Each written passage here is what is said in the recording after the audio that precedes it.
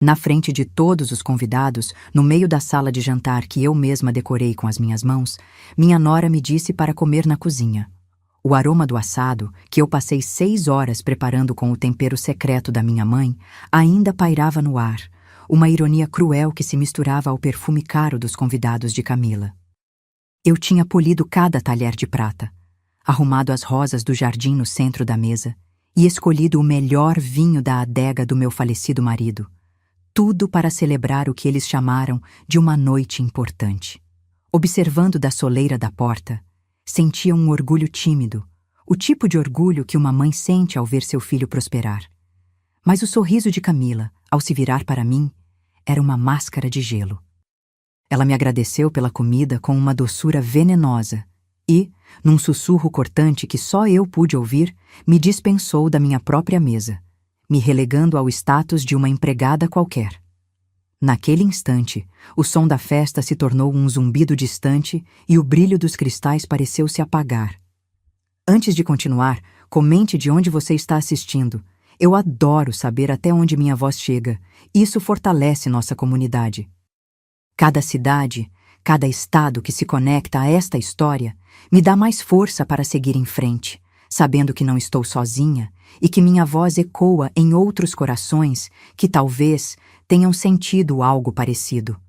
Saber que você está aí, do outro lado, ouvindo atentamente, transforma minha dor em um propósito maior, em um laço que nos une contra a invisibilidade e o desrespeito. É essa conexão que nos lembra do nosso valor, da nossa resiliência e da justiça que merecemos. Sua presença aqui, mesmo que virtual, é um abraço, um sinal de que estamos juntas nesta jornada, transformando nossas experiências em um testemunho de força e superação. Obrigada por me ouvir e por fazer parte desta corrente de apoio que atravessa fronteiras e nos fortalece mutuamente. Meu filho, Lucas, estava a poucos metros de distância, conversando animadamente com um dos homens engravatados. Nossos olhares se cruzaram por uma fração de segundo, tempo suficiente para que eu visse um lampejo de culpa em seus olhos, uma faísca de vergonha que foi rapidamente extinta pela covardia. Ele desviou o rosto, ajeitou a gravata como se ela o estivesse sufocando e mergulhou de volta na conversa, fingindo não ter ouvido a sentença que sua esposa acabara de proferir. Naquele silêncio ensurdecedor da sua omissão, ele me abandonou de uma forma muito mais profunda e dolorosa do que as palavras de Camila jamais poderiam fazer. A humilhação dela foi um golpe, mas o abandono dele foi a faca que girou na ferida. Ele era meu filho, o menino para quem eu cantei canções de ninar, o homem cujo futuro eu ajudei a construir com o suor do meu trabalho e o amor incondicional do meu coração. E ele me trocou por uma gravata bem ajustada e um lugar à mesa principal.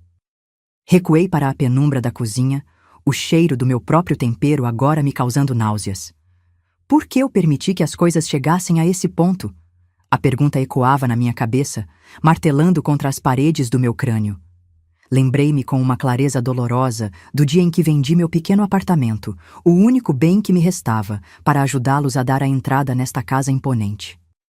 Lembrei-me dos inúmeros fins de semana que passei cuidando do meu neto, abdicando do meu descanso, para que eles pudessem viajar e construir suas carreiras. Cada sacrifício, cada gesto de amor, cada pedaço de mim que eu doei livremente, parecia ter sido transformado em tijolos para o muro que eles agora erguiam entre nós. Eu não era mais a matriarca, a base da família. Eu era um degrau que eles pisaram para subir e que agora consideravam dispensável, sujo e esquecido no caminho.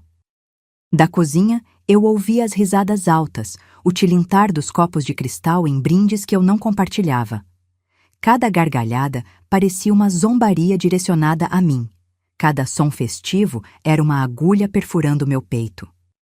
Eu me sentia como um fantasma na minha própria casa, uma presença invisível e incômoda, uma relíquia de um passado que eles estavam desesperados para apagar e substituir por algo mais moderno, mais sofisticado, mais alinhado com a imagem de sucesso que queriam projetar para o mundo.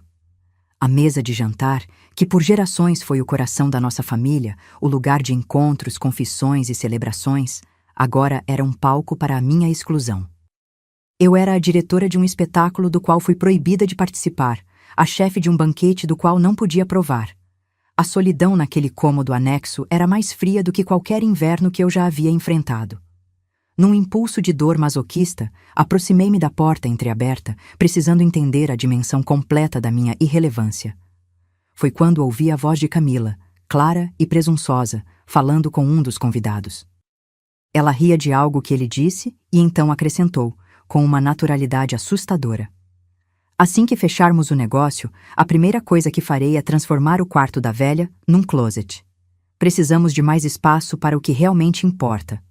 A palavra negócio ecoou em minha mente, fria e ameaçadora. Que negócio! Um calafrio percorreu minha espinha, um pressentimento sombrio que era muito mais profundo e gelado do que a humilhação que eu sentia. Aquilo não era apenas sobre status social ou vergonha da minha simplicidade. Havia algo muito maior e mais podre acontecendo debaixo do meu teto, um plano sendo traçado nas minhas costas, usando a minha casa como moeda de troca. O medo se misturou à dor, criando um coquetel venenoso que paralisou meus membros. Sentei-me em um banquinho de madeira na cozinha, o prato de comida que eu havia separado para mim intocado à minha frente. O vapor do assado subia em espirais, como se a alma da refeição estivesse se despedindo. As lágrimas que eu segurei com tanta força finalmente rolaram, silenciosas e quentes, traçando caminhos de sal na minha pele envelhecida. Eram lágrimas de uma tristeza profunda, a dor de uma mãe que se vê descartada. Mas por baixo dessa tristeza, uma nova emoção começava a borbulhar, uma fúria antiga que eu não sentia há anos, desde a morte do meu marido. Onde foi que eu errei tanto a ponto de criar um filho capaz de assistir a tudo isso em silêncio? A questão não era mais sobre eles, mas sobre mim, sobre a força que eu havia permitido que adormecesse. Mal sabia eu que o pior ainda estava por vir. Aquela noite era apenas o prólogo de uma traição muito mais elaborada e cruel do que a minha imaginação poderia conceber. Eles não estavam apenas me humilhando, estavam ativamente planejando me apagar, me deixar na rua, sem nada, como se eu fosse um objeto velho e quebrado que se joga fora para dar lugar ao novo. A menção ao meu quarto sendo transformado em um closet não era uma ofensa vazia. Era uma declaração de intenções, um vislumbre do futuro que eles haviam planejado para mim, um futuro onde eu simplesmente não existia mais. O pressentimento sombrio se intensificou, transformando-se em uma certeza gelada. Eu estava no centro de uma teia de mentiras e ganância, e a humilhação do jantar era apenas a isca para me manter distraída enquanto a armadilha se fechava ao meu redor. A imagem do meu falecido marido, Antônio, surgiu em minha mente com uma nitidez avassaladora. Lembrei-me de suas palavras, ditas em uma noite como esta, enquanto olhávamos as estrelas da varanda.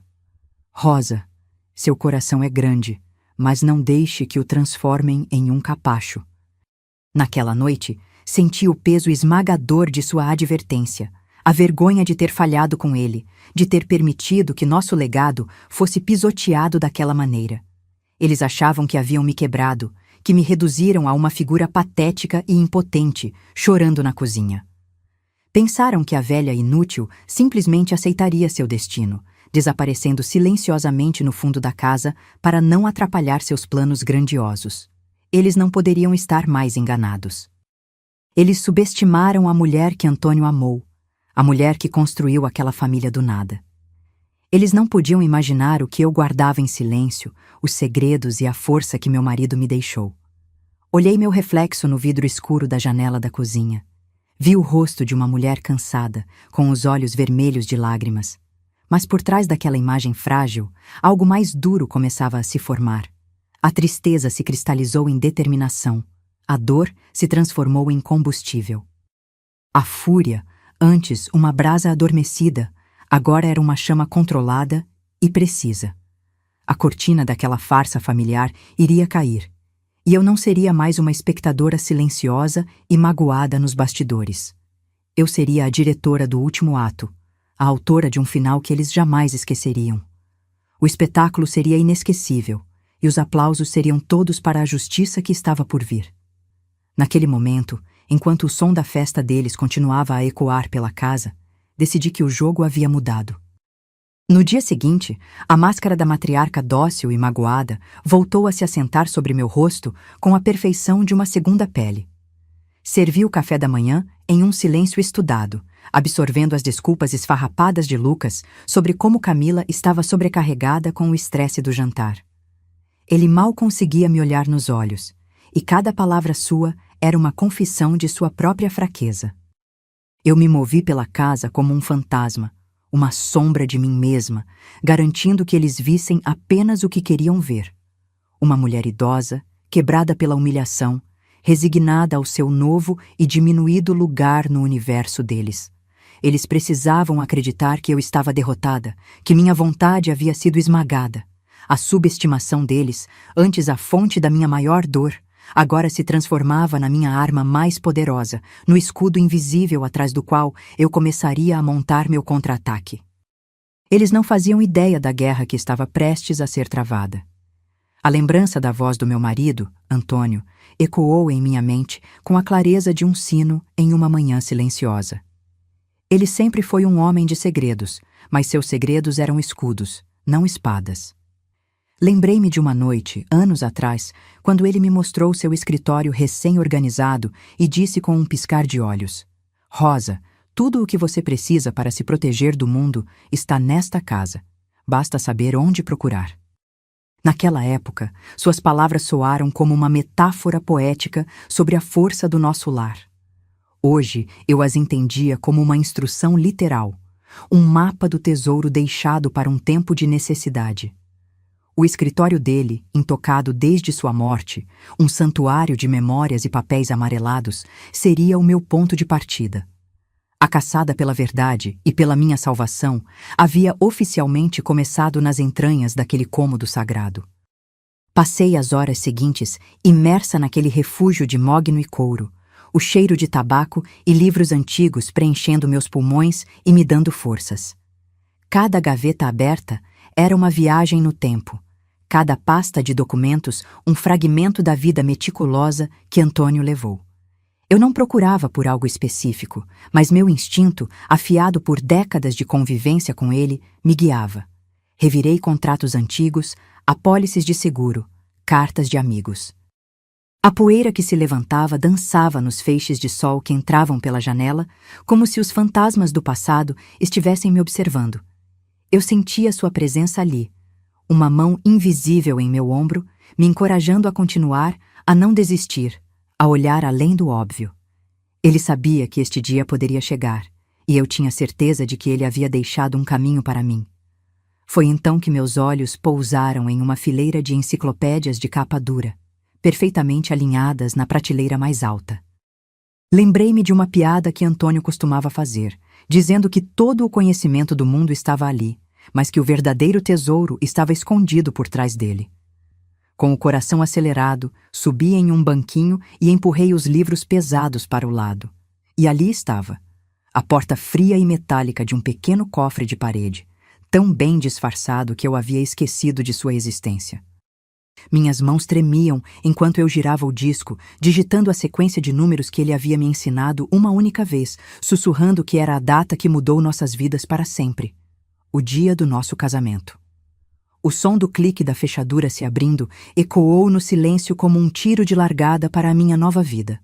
Dentro do cofre, repousava uma única pasta de couro vermelho, gasta pelo tempo. Ao abri-la, meu fôlego ficou preso na garganta. Não era a escritura da casa, como eu esperava, mas algo infinitamente mais poderoso, uma arma jurídica que eu nem sabia que possuía. Era um contrato de usufruto vitalício, lavrado e registrado em cartório no mesmo dia em que passamos a casa para o nome de Lucas. Um movimento que, na época, eu pensei ser apenas uma formalidade para facilitar a herança. As cláusulas eram claras e irrefutáveis. A propriedade era legalmente minha para usar e gozar até o último dia da minha vida. Eles não podiam me expulsar. Eles não podiam alugar. E, acima de tudo, eles não podiam vender a casa sem a minha expressa e documentada renúncia ao meu direito. Eu não era uma inquilina em minha própria casa. Eu era a rainha em meu castelo. Mas a revelação mais chocante e doentia ainda estava por vir, escondida sob aquele documento protetor. Havia cópias de extratos bancários recentes de uma conta que eu não reconhecia e, por fim, um contrato de empréstimo hipotecário. Meus olhos percorreram as páginas, o valor astronômico fazendo minha cabeça girar. A garantia para aquele empréstimo era a minha casa. E na última página, na linha da assinatura do proprietário com usufruto, estava o meu nome, em uma caligrafia grosseira e trêmula, uma falsificação tão óbvia que chegava a ser um insulto. O negócio que Camila mencionara no jantar não era uma fantasia, era um plano criminoso em pleno andamento. Eles haviam hipotecado minha casa, usando minha identidade roubada para financiar sua vida de mentiras. A humilhação que eu senti na noite anterior era apenas a ponta de um iceberg de traição e ganância. Naquele instante, a imagem inteira se montou em minha mente com uma clareza terrível e cristalina. O jantar, os convidados importantes, a necessidade de me manter fora da vista de todos. Um daqueles homens engravatados não era um amigo ou um contato de negócios. Ele era o comprador. A festa era uma encenação para convencê-lo de que a família era sólida e a venda legítima. Eles estavam planejando vender a casa o mais rápido possível, quitar a dívida fraudulenta que haviam contraído e fugir com o lucro, me deixando na rua, sem teto, sem dinheiro e sem família. A exclusão da mesa de jantar não foi um ato de esnobismo. Foi uma necessidade logística para que a farsa deles pudesse continuar sem o risco de eu dizer ou fazer algo que estragasse seus planos. Eles não estavam apenas me desrespeitando, estavam ativamente tentando me apagar. A dor que me consumia deu lugar a uma calma glacial, uma lucidez fria e cortante que eu não sentia há décadas. Cada lágrima que derramei na noite anterior se solidificou em um diamante de pura determinação. Isso havia deixado de ser um drama familiar para se tornar um caso de polícia. Com movimentos precisos e metódicos, fotografei cada página dos documentos com meu celular, garantindo que eu tivesse uma cópia digital segura, e depois coloquei os originais de volta na pasta. Guardei-a comigo, sentindo o peso do couro em minhas mãos como se fosse uma arma carregada. Eles haviam cometido um erro fatal. Pensaram que estavam lidando com uma velha sentimental e frágil. Mal sabiam eles que a mulher que humilharam era a herdeira da astúcia de Antônio e a única pessoa que detinha o poder de destruí-los completamente. Eu sabia que, por mais forte que me sentisse, não poderia travar essa batalha sozinha. Precisava de um aliado, alguém que entendesse as complexidades da lei e que tivesse a lealdade e a ferocidade de um cão de guarda. O nome veio à minha mente instantaneamente. Dr. Almeida, o advogado e amigo de confiança do meu marido por mais de 40 anos. Um homem íntegro, da velha guarda, que desprezava a desonestidade acima de tudo. Peguei o telefone e disquei seu número, minha voz soando surpreendentemente firme. Marquei uma reunião para a manhã seguinte, insistindo que era um assunto de extrema urgência e confidencialidade. Não dei detalhes, mas o tom da minha voz foi suficiente para que ele entendesse a gravidade. A engrenagem da justiça, lenta mas implacável, começava a girar. No dia seguinte, na imponente sala de reuniões do Dr. Almeida, com suas paredes forradas de livros de direito, espalhei os documentos sobre a mesa de mogno polido. Ele ouviu minha história em silêncio, sem me interromper, seus olhos passando da minha expressão para os papéis à sua frente. Sua face, normalmente serena, foi se transformando, passando da curiosidade profissional para o choque absoluto e, finalmente, para uma fúria fria e contida que espelhava a minha. Quando terminei de falar, ele bateu a mão espalmada sobre o contrato de hipoteca. Rosa, isso não é apenas imoral, é um crime grave. Fraude, estelionato, falsificação. Eles não apenas subestimaram você, eles subestimaram a inteligência e o cuidado que Antônio sempre teve. A validação dele foi como um bálsamo para minha alma ferida, mas também o combustível final para o fogo que ardia dentro de mim.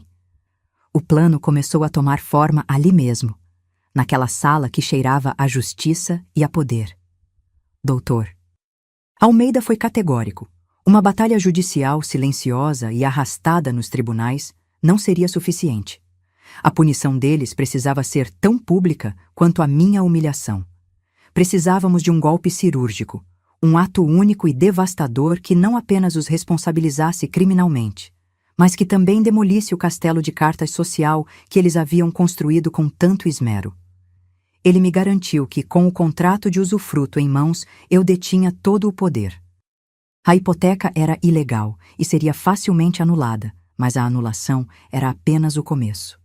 Primeiro, precisávamos expor a farsa deles para o mundo de uma forma que eles jamais pudessem se recuperar. A vingança seria um prato servido em público, diante de todos que eles enganaram.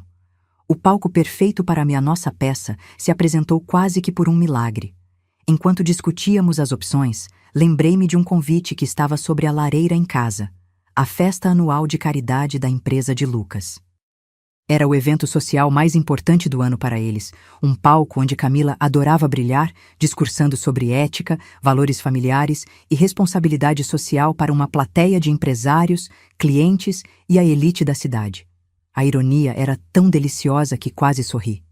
Seria lá, sob os holofotes que ela tanto amava, diante de todo o seu mundo, que a máscara dela cairia. Seria no momento de seu maior triunfo que ela enfrentaria sua maior e definitiva derrota. Dr. Almeida concordou imediatamente. O cenário estava escolhido. Agora, precisávamos apenas ensaiar o ato final. As semanas seguintes se transformaram em um exercício de autocontrole e preparação meticulosa. Enquanto o Dr. Almeida acionava seus contatos no banco para congelar qualquer tentativa de movimentação de fundos e notificava discretamente o cartório sobre a fraude documental, minha tarefa era a mais difícil de todas: continuar vivendo sob o mesmo teto que meus algozes. Eu desempenhei o papel da minha vida, a matriarca resignada e triste que passava os dias cuidando do jardim e assistindo televisão. Eu os ouvia fazendo planos para o futuro, falando sobre viagens e reformas, tudo com o dinheiro que haviam roubado de mim. Cada palavra era uma faca, mas eu aprendi a sorrir, a endurecer meu olhar e a ensaiar mentalmente as palavras que mudariam o curso de suas vidas para sempre. A paciência se tornou minha virtude. Eu os observava em casa, vivendo sua grande mentira, e era como assistir a um filme cujo final trágico apenas eu conhecia. Eles me tratavam com uma condescendência piedosa, oferecendo-me sobras de suas vidas luxuosas, acreditando que minha mente estava se deteriorando junto com minha relevância. Eles viam uma velhinha inofensiva, perdida em suas memórias, uma figura decorativa que em breve seria descartada. Eu, por outro lado, via dois criminosos cuja contagem regressiva para a ruína já havia começado. Cada gesto de falsa bondade, cada sorriso condescendente apenas fortalecia minha resolução. Eles não podiam imaginar o que eu guardava em silêncio, a tempestade que se formava por trás dos meus olhos cansados, a verdade devastadora que eu estava prestes a desencadear. Na noite do grande evento, escolhi um vestido simples, de um azul profundo, elegante em sua descrição. Era uma peça que Antônio me dera, um símbolo silencioso de sua presença ao meu lado. Quando Camila me viu pronta na sala, ela soltou uma risada debochada. Que esforço, sogrinha! Fico feliz que esteja tentando se encaixar. Mas, por favor, tente não chamar muita atenção esta noite, sim? É um evento muito importante para nós. Eu apenas a encarei com um sorriso sereno, um sorriso que não alcançou meus olhos, espelhando a frieza que ela tantas vezes me mostrara. Não se preocupe, querida, respondi com a voz mais doce que consegui produzir.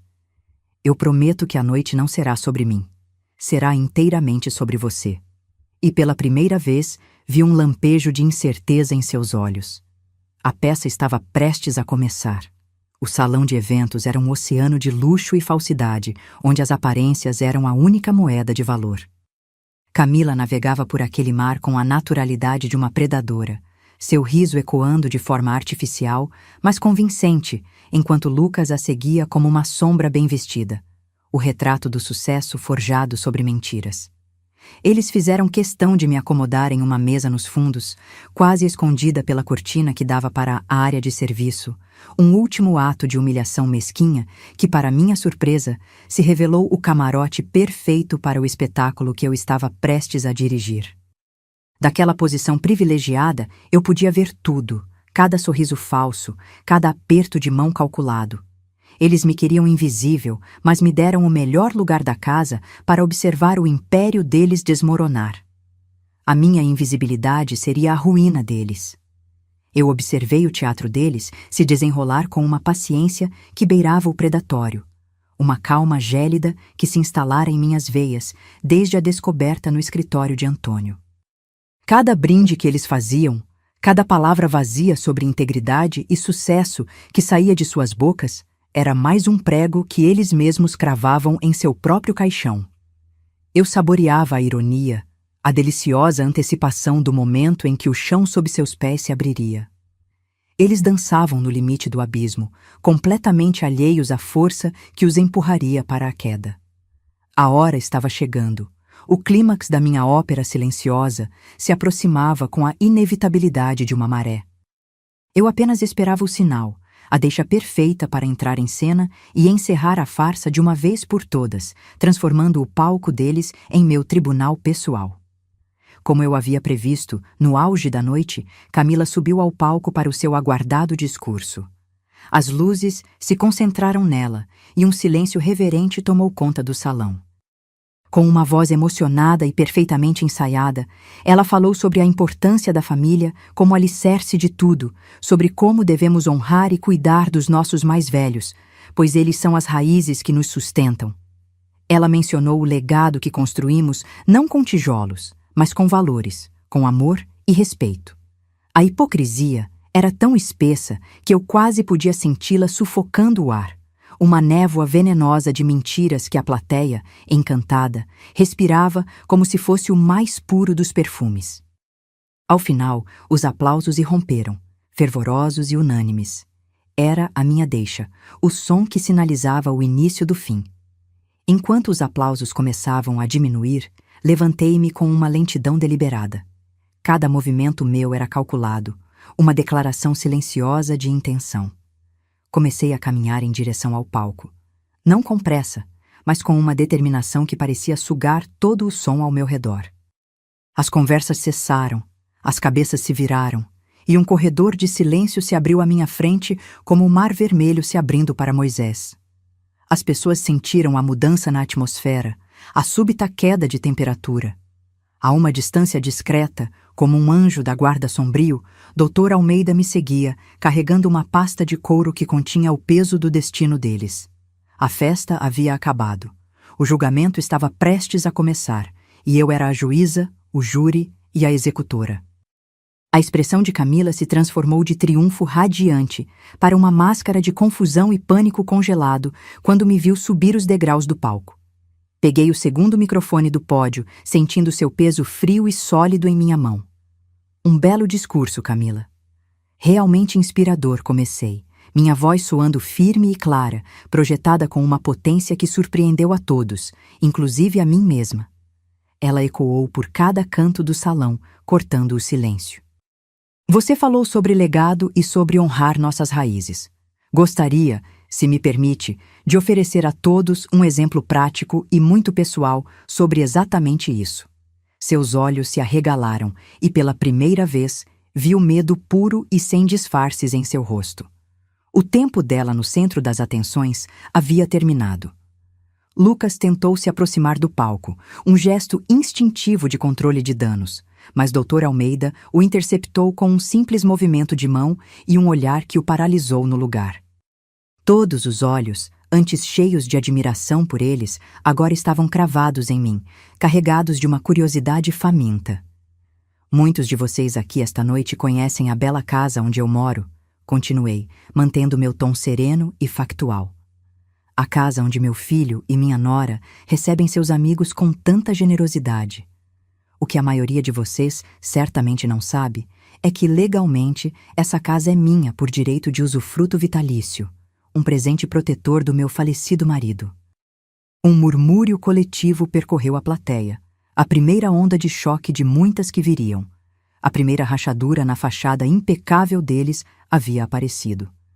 Do lado do palco, um homem de terno sóbrio, que eu havia contratado para a ocasião e que se apresentou discretamente como um oficial de justiça, deu um passo à frente. Com uma formalidade impecável, ele caminhou até a mesa principal e entregou uma cópia autenticada do contrato de usufruto para o presidente da empresa de Lucas, um homem cuja expressão passou de confusão para choque absoluto ao ler o documento. Os murmúrios na plateia se transformaram em um zumbido audível de especulação e escândalo. A semente da dúvida havia sido plantada em solo fértil, e eu estava prestes a regá-la com a verdade nua e crua. A base do castelo de cartas deles estava oficialmente comprometida, e o mais leve sopro o derrubaria. Infelizmente, prossegui, meu tom agora se tornando mais cortante, afiado como uma lâmina de bisturi, meu filho e minha nora não parecem respeitar nem a lei, nem a memória do meu marido, o homem que lhes deu tudo. Ergui outra pasta, desta vez entregue a mim pelas mãos firmes do Dr. Almeida. O couro vermelho parecia queimar em minhas mãos. Estes são os documentos de uma hipoteca feita em meu nome, usando minha assinatura grosseiramente falsificada, para financiar o estilo de vida luxuoso que todos vocês tanto admiram esta noite. Abri a pasta e mostrei a página com a assinatura trêmula e forjada, um insulto à minha identidade e à inteligência de todos os presentes. A verdade era uma arma, e eu acabara de disparar a queima-roupa. O silêncio que se seguiu foi absoluto, pesado, esmagador. Era um vácuo sonoro, onde antes havia música e risadas. O rosto de Camila era uma tela em branco de puro horror. Sua boca se movia, mas nenhum som saía, como se suas mentiras tivessem finalmente sufocado sua voz. Lucas, por sua vez, estava pálido como um fantasma, seu corpo enrijecido, os olhos fixos no chão como se o palco fosse se abrir e engoli-lo. O casal de ouro, o exemplo de sucesso e valores familiares, estava exposto diante de todo o seu círculo social como fraudadores e ladrões. A humilhação que me impuseram na minha própria cozinha era uma brincadeira de criança perto da aniquilação pública que eles estavam sofrendo naquele momento. Eles não estavam apenas caindo, estavam se desintegrando. Para que não restasse nenhuma dúvida, decidi conectar todos os pontos para a plateia atônita. O jantar que ocorreu em minha casa na semana passada, revelei, olhando diretamente para um homem na terceira fileira, que eu sabia ser o comprador em potencial, não foi uma celebração familiar. Foi uma encenação cuidadosamente orquestrada para impressionar este senhor e vender a propriedade que eles não possuíam, para quitar uma dívida fraudulenta que eles não podiam honrar. O homem em questão empalideceu, compreendendo instantaneamente que quase fora cúmplice de um crime. A história inteira estava agora exposta, um enredo sórdido de ganância e traição, contado sob os holofotes que Camila tanto amava. A verdade, uma vez liberta, era mais devastadora do que qualquer arma. A partir desta noite, anunciei, minha voz ressoando com a autoridade de uma sentença final, uma investigação criminal por fraude, estelionato e falsificação de documentos está oficialmente aberta contra Lucas e Camila. Como medida cautelar, todas as suas contas bancárias e bens foram congelados. Qualquer poder de representação ou procuração que meu filho detinha em meu nome está, a partir deste exato momento, revogado perante a lei. Cada palavra era um golpe de martelo, selando o destino deles. Eu não estava apenas os expondo. Estava os desarmando completamente, tirando deles cada centavo, cada gota de poder que eles haviam roubado de mim e do legado do meu marido. A justiça não seria apenas poética, seria prática, total e implacável. Deixei o microfone sobre o pódio com um baque surdo que ecoou pelo salão silencioso. Então, virei-me para os dois, que permaneciam paralisados no palco, duas estátuas de desespero. Camila, Lucas. Vocês têm exatamente 24 horas para retirar todos os seus pertences pessoais da minha casa. As fechaduras serão trocadas amanhã, pontualmente ao meio-dia. Afinal, como você mesma disse com tanta sabedoria, querida Nora, é preciso abrir espaço para o que realmente importa. Usei suas próprias palavras como a adaga final, torcendo-a na ferida que eu mesma abrira. O círculo de humilhação estava completo, mas desta vez, a vítima e a agressora haviam trocado de papéis de forma definitiva e irreversível. Virei as costas para o palco, para os destroços fumegantes de suas vidas sociais e financeiras, e caminhei para fora do salão com a cabeça erguida. Ninguém ousou se mover ou dizer uma palavra. Eu não corri, não hesitei. Cada passo era firme, pesado de significado. O som que deixei para trás foi o mais doce e satisfatório de todos. Não o som de aplausos ou vaias, mas um silêncio absoluto e devastador, o som de um mundo inteiro desabando. A rainha havia deixado o prédio após derrubar os usurpadores de seu trono. A justiça não precisava de aplausos. Ela se bastava no silêncio ensurdecedor da verdade revelada e das consequências inevitáveis que viriam a seguir. Do lado de fora, o ar frio da noite nunca me pareceu tão fresco, tão puro. Respirei fundo, sentindo um peso de décadas ser arrancado dos meus ombros. Dr. Almeida me encontrou junto à porta, um sorriso de genuíno respeito em seu rosto. Foi magnífico, Rosa. Simplesmente magnífico. Antônio estaria imensamente orgulhoso de você.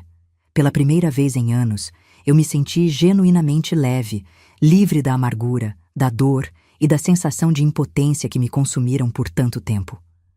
Não era a euforia da vingança, mas a paz profunda da restauração. Eu não havia apenas destruído o futuro deles. Eu havia recuperado o meu, resgatando minha dignidade das cinzas que eles tentaram fazer de mim. Enquanto o carro se afastava do salão de festas, eu não olhei para trás. Eu sabia exatamente a cena que havia deixado. Um salão cheio de sussurros chocados, um palco com 2 criminosos expostos e o fim de uma era de mentiras. Eu não havia apenas ganhado uma batalha.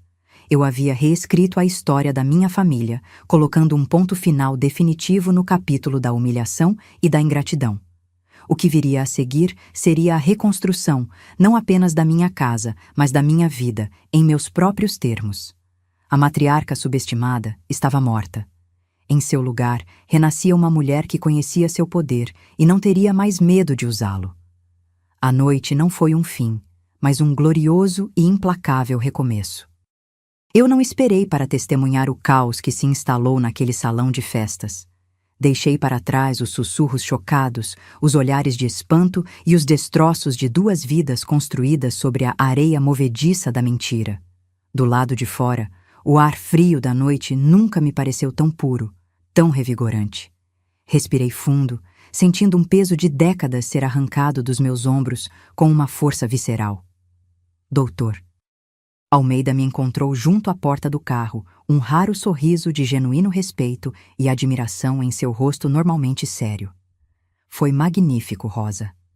Simplesmente magnífico, ele disse, sua voz carregada de uma satisfação que espelhava a minha. Antônio estaria imensamente orgulhoso de você. Pela primeira vez em muitos anos, eu me senti genuinamente leve, livre da amargura, da dor e da sensação de impotência que me consumiram por tanto tempo. Não era a euforia da vingança, mas a paz profunda e inabalável da restauração. Eu não havia apenas destruído o futuro deles, eu havia recuperado o meu. As consequências para eles foram tão rápidas quanto brutais, um castelo de cartas atingido por um furacão. O escândalo explodiu na pequena bolha social deles com a força de uma bomba. Lucas foi demitido sumariamente no dia seguinte, sua reputação profissional pulverizada pela acusação de fraude e pela desonra pública. Os amigos que os cercavam, as mesmas pessoas que aplaudiram o discurso hipócrita de Camila, desapareceram como fumaça ao vento, temendo que a mancha de seu fracasso pudesse respingar neles. O banco, desesperado para proteger sua própria imagem e se distanciar da hipoteca fraudulenta, moveu uma ação judicial implacável contra eles, cobrando não apenas o valor do empréstimo, mas também multas e danos morais. Eles perderam absolutamente tudo: o status que tanto valorizavam, o dinheiro que haviam roubado, o respeito que nunca mereceram. Foram reduzidos ao que sempre foram por baixo da fachada de luxo: pessoas pequenas, ocas, movidas por uma ganância vazia e infantil. No dia seguinte, pontualmente ao meio-dia, como eu havia prometido, um serralheiro trocou todas as fechaduras da minha casa. O som metálico da broca removendo os cilindros antigos foi como música para os meus ouvidos, uma sinfonia de libertação. Segurei a nova chave na palma da minha mão, sentindo seu peso sólido e frio, um talismã de soberania.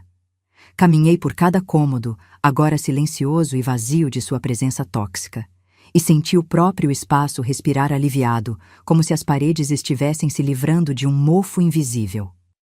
Não havia mais atenção no ar, nem o medo de dizer a coisa errada, nem a necessidade de me encolher para caber no pequeno espaço que eles me permitiam.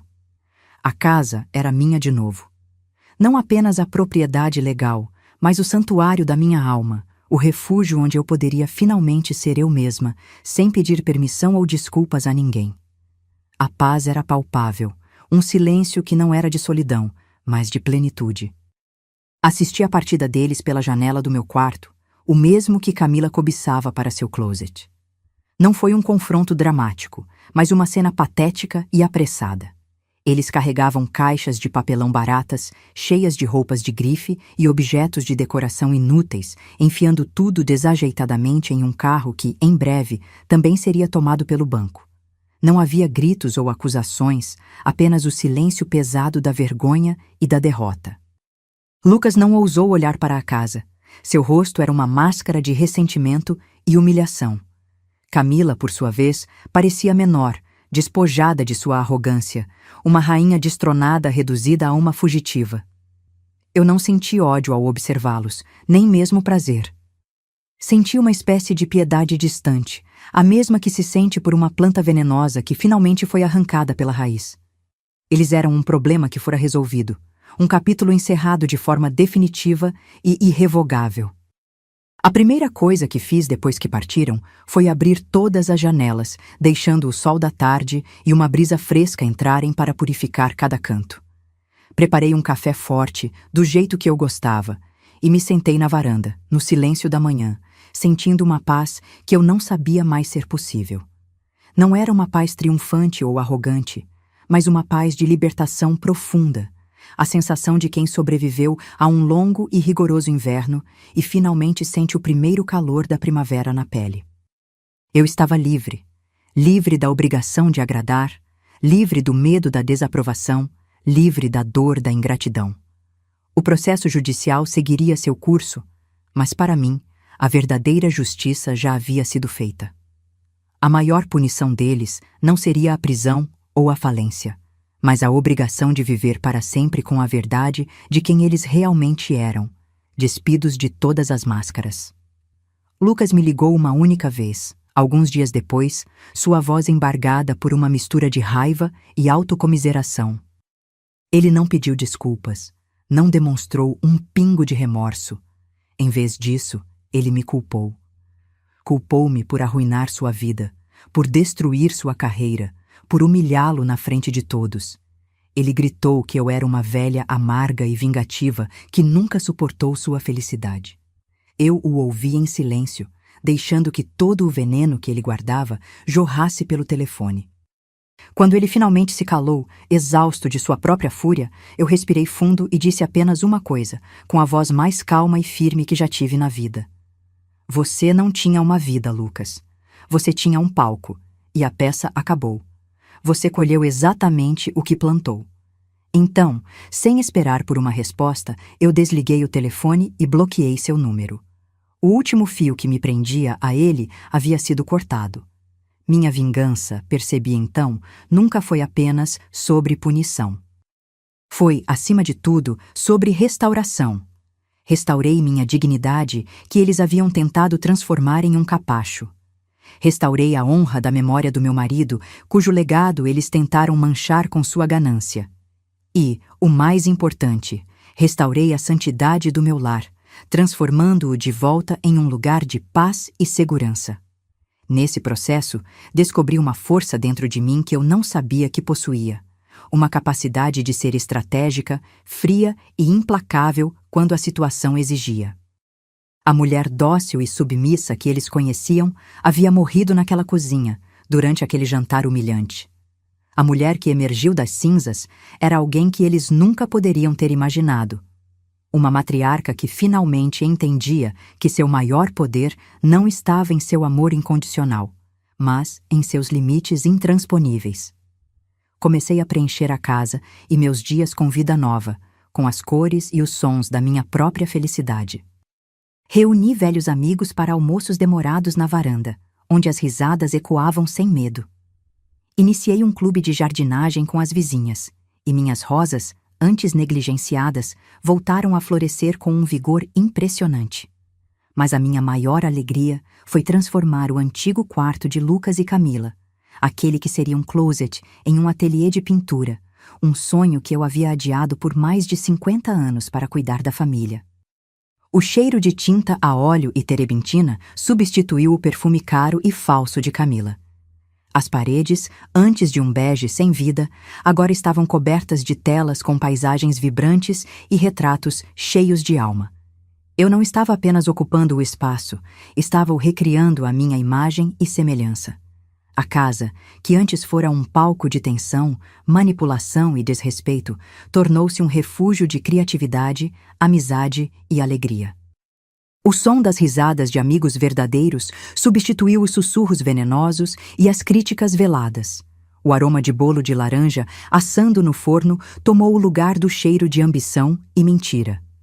Eu não me tornei uma pessoa amarga ou reclusa, como eles talvez esperassem. Pelo contrário, me tornei mais eu mesma do que nunca, mais aberta, mais vibrante, mais viva. A mulher que se levantou naquele palco para expor a verdade não era uma vítima em busca de vingança cega, mas uma rainha retomando seu trono com a autoridade de quem sabe seu verdadeiro valor. E meu reino, agora, era governado por uma única lei: o respeito. Olhando para trás, a humilhação daquele jantar não foi uma maldição, mas uma bênção disfarçada. Foi a faísca que acendeu a fogueira da minha redescoberta, o choque elétrico que me despertou de um longo sono de autonegação. Eles tentaram me apagar, me reduzir a uma nota de rodapé na história de sucesso deles, mas em vez disso, me deram o palco e o motivo para me tornar a protagonista da minha própria vida. Minha história não é sobre o fim de uma família, mas sobre o glorioso e tardio começo de uma mulher. Uma mulher que aprendeu, da maneira mais dura, que o verdadeiro poder não reside em servir incansavelmente aos outros, mas em primeiro lugar, e acima de tudo, honrar a si mesma e ao seu próprio legado. Se essa virada te trouxe alívio, escreva justiça nos comentários e compartilhe essa história para que mais mulheres saibam que nunca é tarde para retomar as rédeas da própria vida.